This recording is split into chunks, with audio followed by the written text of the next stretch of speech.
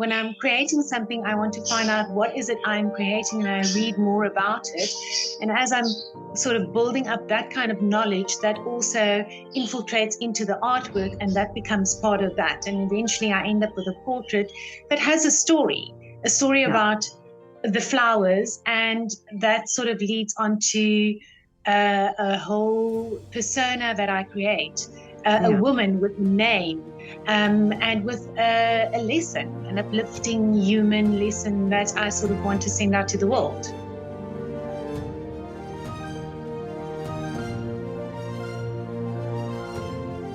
Good morning, Anina. It's so great to meet you here on Zoom. Good morning, Petra. It's just so nice to meet you at last. Yeah, and I've seen your work on Instagram, absolutely beautiful. And this is why I wanted to talk to you. But you are based in South Africa. I'm based just outside Cape Town in South Africa. Yes, South African born and bred. Oh, wow. So your art, describe to me, because you use a lot of florals in your art. So tell me, what was the inspiration to do this, to start? Did it start by flowers, or did it start by figures or yeah? No, it was definitely started off by doing purely figurative work. And then I sort of evolved and specialized more into portraiture. And I've always painted flowers and birds and nature.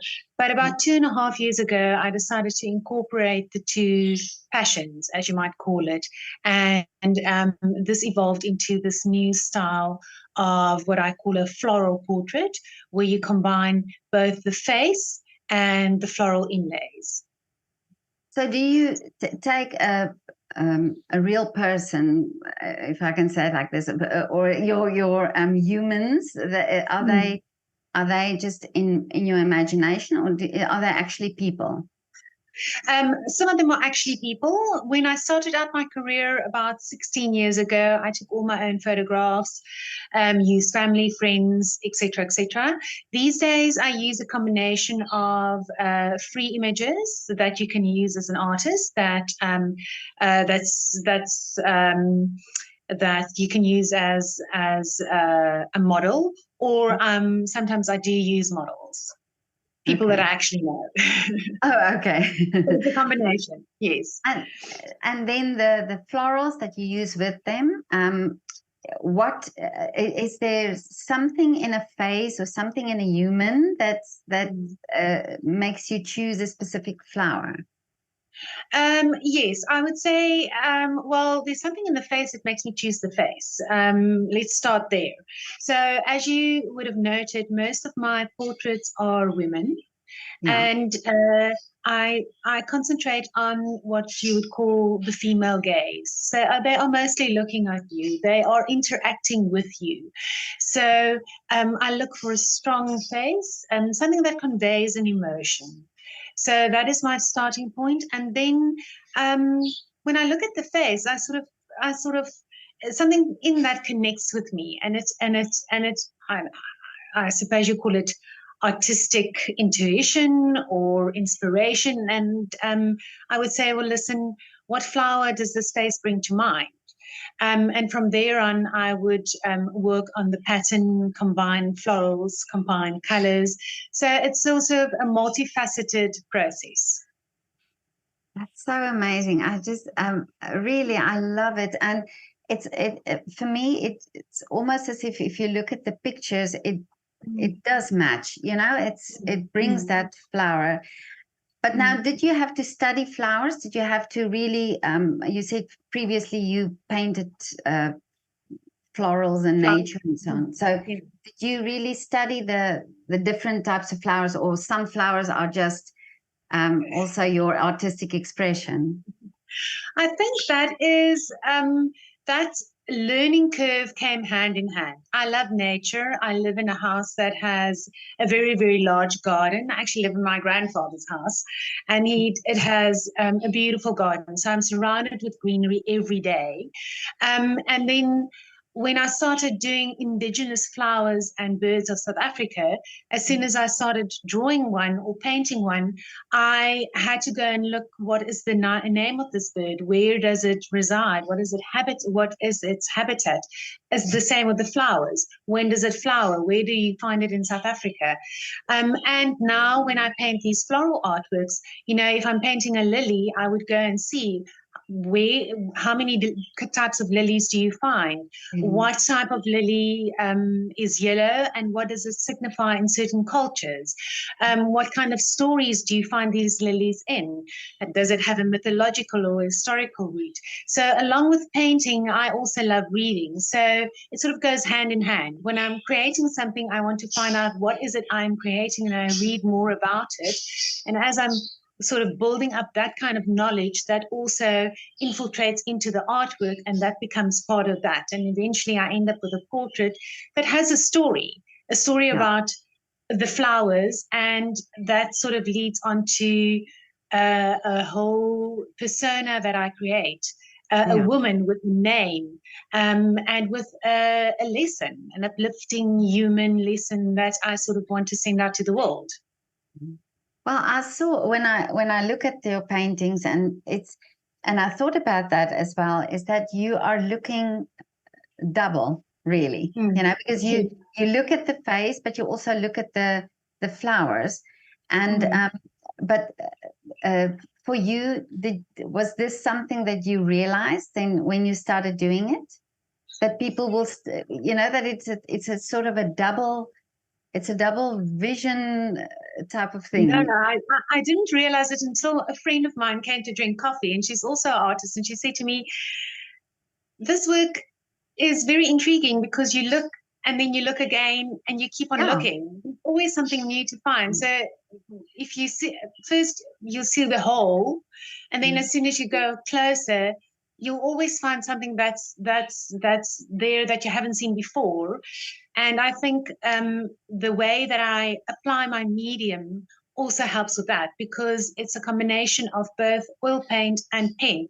So there's an illustrative element to it as well. So there's a lot of lines and patterns, and yes, there's always something happening somewhere on the canvas that you haven't seen before.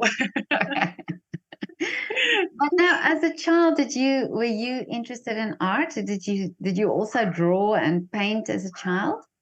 Yes, no, I've always been creative. I grew up in a creative home. My father is an actuary, and he had a great love, or has a great love of art.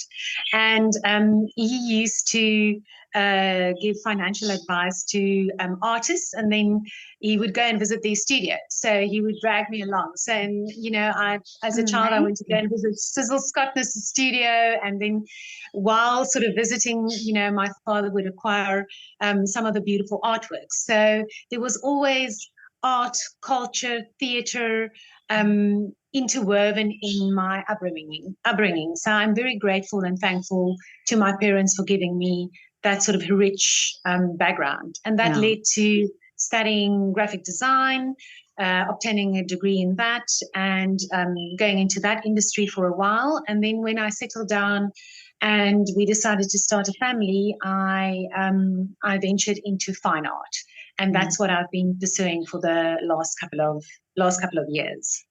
But now, did you? So you studied fine art, or was no? I studied graphic design. Yes, just graphic design. I say just graphic design. But then, so you sort of taught yourself, say, to paint then, or was this part of yourself? Yes, I taught myself the principle of painting with oil paint, painting on canvas, because my degree was graphic design, specializing in illustration. Yeah. So when I had my first son, my eldest, it was literally, I never sort of decided, now, listen, I'm going to become a fine artist. I thought I needed to maintain my own identity while becoming a mother, which is a huge new chapter in your life. And I started off doing massive canvases, but actually just for myself, setting aside 2 hours a day and painting. And that's kind of evolved into a whole art career. And now, 17 years later, I'm once again applying my graphic design because all my designs are digitally compiled before I sort of put them on canvas. And within my designs, there are a lot of graphic design and clean elements from the mid-century design, circular images, through to just sort of plain and simple lines. So I would say both the fine art and the graphic design and the illustration, that has all culminated into this specific style. Amazing. But as as an artist, how much did it, when you started thinking about doing this specifically and combining these two art forms, because this is something not, I've never seen this before. Was it something that you thought, hey, is it going to be acceptable to do it? Or was there something in your mind that you think, oh, should I, or because I always think it's so, you have to be a bit daring to do something so completely different. Yes, I think it was definitely a thought process. It was both a thought process and an emotional feeling process. Because if you go back into my history, you'll also see it on my Instagram. For my first couple of years, I did figurative work and very realistic. And quite serious symbolic work. Beautiful works, in my opinion, but very heavy and very personal. And I had a struggle selling the works, and I think that was from a dual perspective, in the sense that they appeal to a smaller group of people, in the sense that the message was very, very specific and deep, and I don't want to say heavy or negative, because it wasn't heavy or negative, but it was sort of like serious art. And in saying that, they were, it sounds funny, but because they were personal, I sort of kept them close to my heart. And I always feel, listen, if you hold on, as an artist, if you hold on to an artwork, it will stay with you. It won't go out into the world. Really doesn't matter how hard you try to sell it. That work will not leave your house. So a couple of years ago, I thought, listen, I need to let go of my artwork. I need to start creating it for people out there. And I want to create something that someone will look at, and it's just purely beautiful at the first glance. And if you care to look deeper, I still bring in the symbolism that I've always used, but it's not so apparent. That's why I'm saying, initially, when you look at the work, you'll see a woman, you'll see flowers. But if you read the artist statement and you find out what the name is about, and you find out a bit more of the work, you'll find out that there is a far deeper level to these floral artworks. So I got to a point where I said, listen, yes, I need to create artwork for people out there. And I sat down and thought, well, what do I like? I like people. I like females. I am a female. I resonate with that. And I love nature, and I love flowers. And the flower in itself is such a positive message. I mean, if you look at flowers, and there's flowers in your house, and there's flowers in the garden or the park, or somebody gives you flowers, you cannot be anything else but happy. So I got to a point where he's saying, listen, I'm going to start bringing in this elements. I don't know if it will work. Let's try it. And I did. And yes, a couple of fair amount of artworks later, and I'm going strong. And it's fun. I love doing it. Yeah.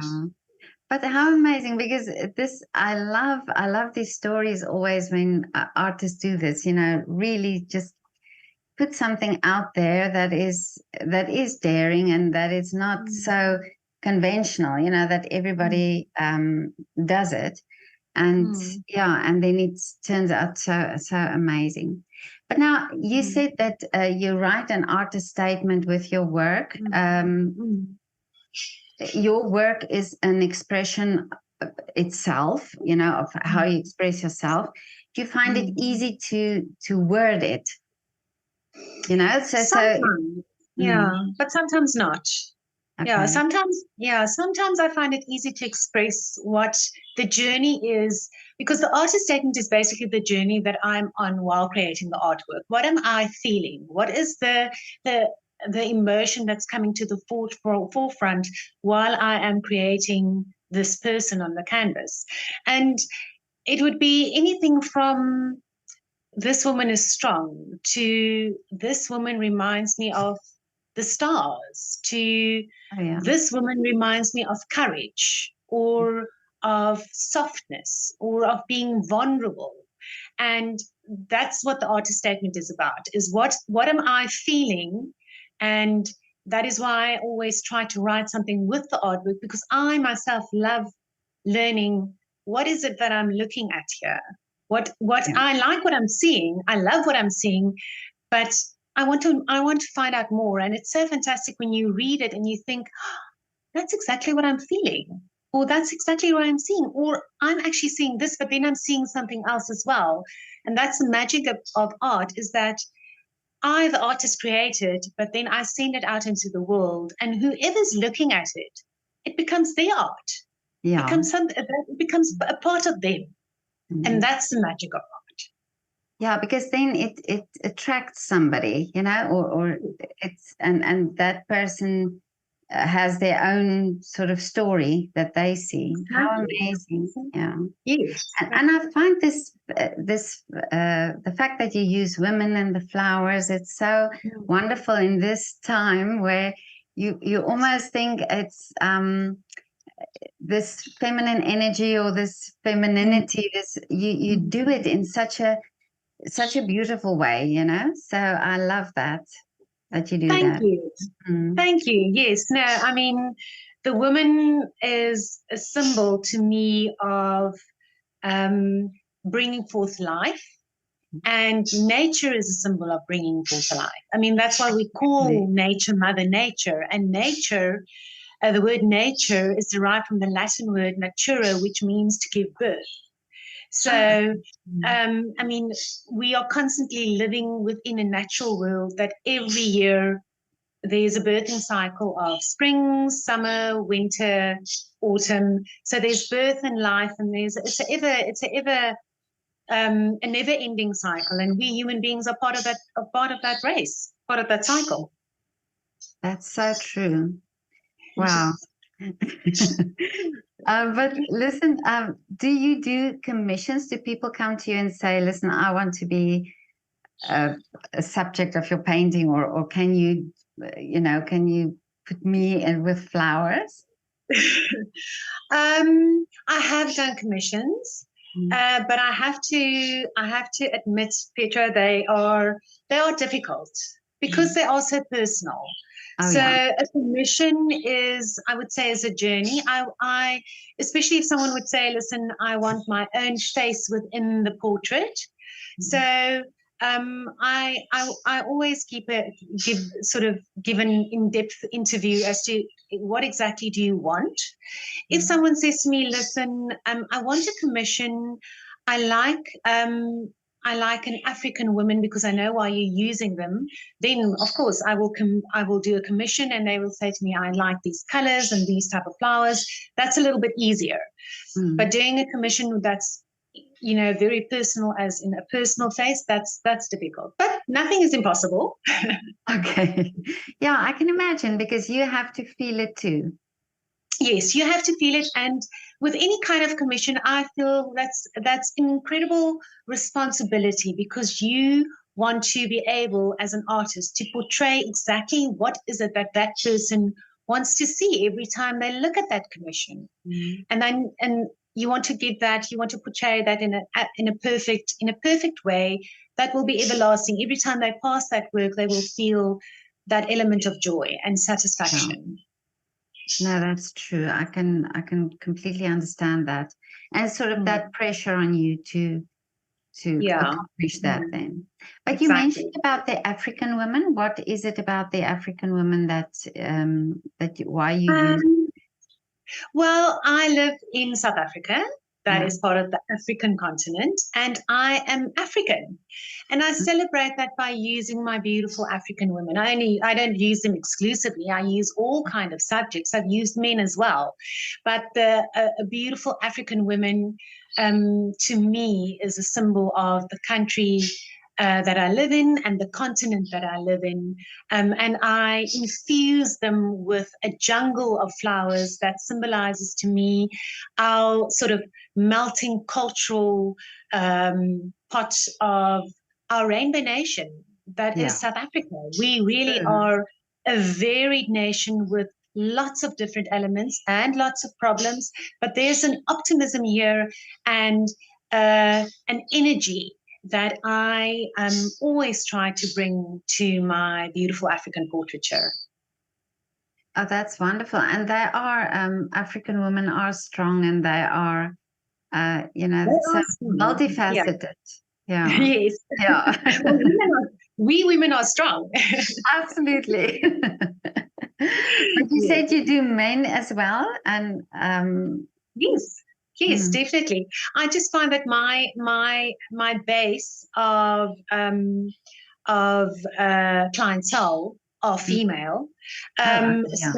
But I have done men, and I've Mm. done beautiful men, and I enjoy painting them. But I think I always sort of tend to lean more towards the female because that's where my comfort Oh, my yeah. comfort zone lies. I can feel what she feels while I'm painting her. I can feel her energy because that's my energy. Yeah, I can absolutely think that for when it's a man, not that it's a, but I can think that how do you feel it, the same way. Yeah. Yeah, no, Exactly, that's exactly. true. I've got a couple of great female, great male art friends or artist friends, and it's always strange when I ask them to send me subject matters. They always send incredibly strong men, and then I realize that the men I choose for matters are always slightly more feminine. They're softer, but it's because I'm Okay. coming from a female point of view. Yeah, yeah, You know. yeah. Oh, that's interesting. Wow. But listen now, your work, can you see, since you started painting this Mm, style, uh, mm. how does it evolve? How did it evolve for you? Can you see Um, a change, or are you working towards, adding something, or how oh, does it work? constantly, Mm. constantly. I think as an artist, and I'm sure all the artists that you have interviewed, whether they are singers or architects or dancers, they will also always admit to evolving. I don't think you can Yeah, actually stop it. That's a natural process. You are moving forward and moving on, and everything that you take in from your life outside and your surroundings, that adds to what you are creating. So I can definitely say my style has evolved. And sometimes I will bring in elements, and my husband, he's always my equalizer, will say to me, no, no, no, you're becoming far too busy. The patterns are becoming too much. You need I to slow really. down, revert back to where you were. And I would say to him, I can't. This is where I am now. I can't actually stop this train. This this I sort of it need to push sounds it like through. Yeah, it sounds like my son. He's my worst critic. And he's Oh, so honest always, saying it's yes, too much. yes. It's exactly, exactly. And I will also always say to my husband, but you know, um, less is not always more. Yeah. Sometimes more is more, you know. Oh, I'm with you there. No, but we need that as well sometimes. I think it's that critique always makes you um sort of get to the argument as to why you're doing it. It sort of Exactly. reinforces why you're doing it. So, Exactly, exactly. And mm, he is a good critic. I mean, he's looked at work that I actually did not like that's been completed, and he would say to me, Anina, that's stunning. People are going to love that. And I would say to him, no, and he would be right, But really, Yeah, but also as an artist, sometimes you create work that it's not resonating with you as strongly as with the world outside. Yeah. And sometimes you create a work and you absolutely love it and nobody's getting it. So, and that's why I always think to be an artist is to have a gift, because you're not always completely in control with what you're tuning into, but whatever you're tuning into, you're giving out. And that always connects with someone out there, and that's a gift to them. It's not a gift to you, you're giving it to them. You're just the channel.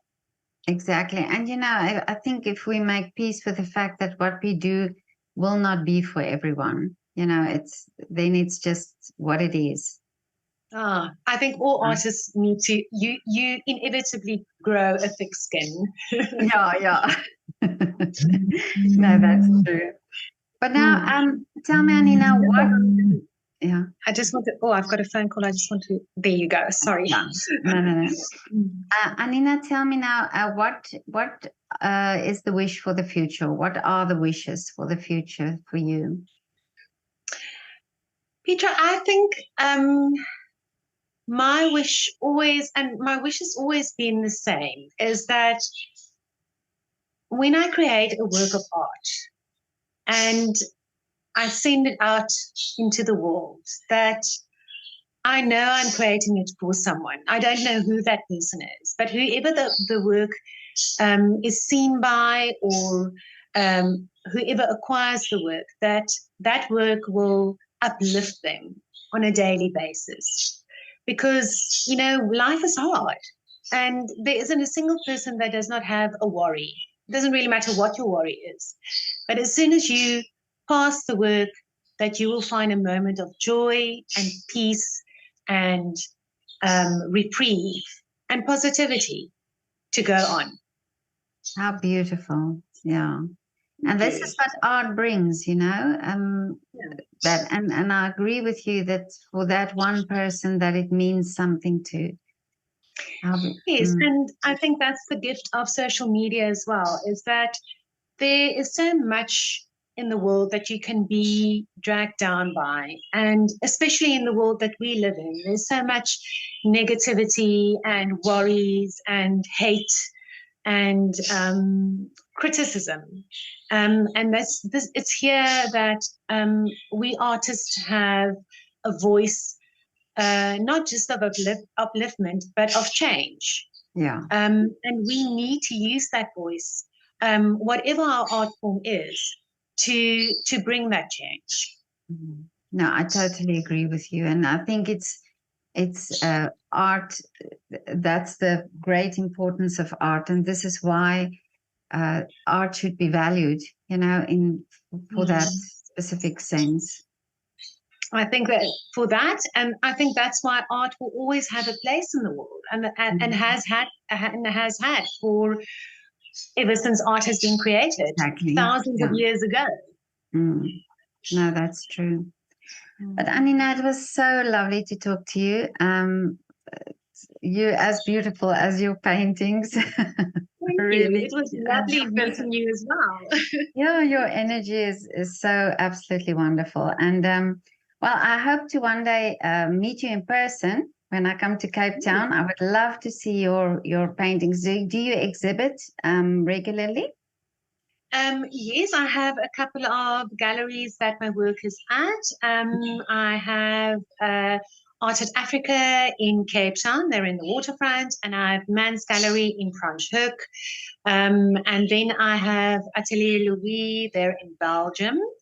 And then my eldest and much loved gallery Western Freda, I exhibit at their gallery every now and again as well. Oh, okay. So can people find your this information on your website? They can find it on my website. They're more as welcome to DM me. I'm always available, but it should be on the website, yes. Okay, good. I'll put the website in the description. Website's not up to date, but it should be there. Oh, okay. Well, Instagram also, your Instagram page is so beautiful. So Thank you so much, Petra. Yeah, it's a great pleasure. Anina, have a lovely afternoon. Thank you, you as well. It was lovely meeting you. Thank you Yeah, so much for lovely. the privilege to have a conversation with you, and for you to keep on spreading culture and art and beauty. Yeah, no, I love and I enjoy doing that. Thank you. Keep on doing Okay, it. thank you. Okay, bye.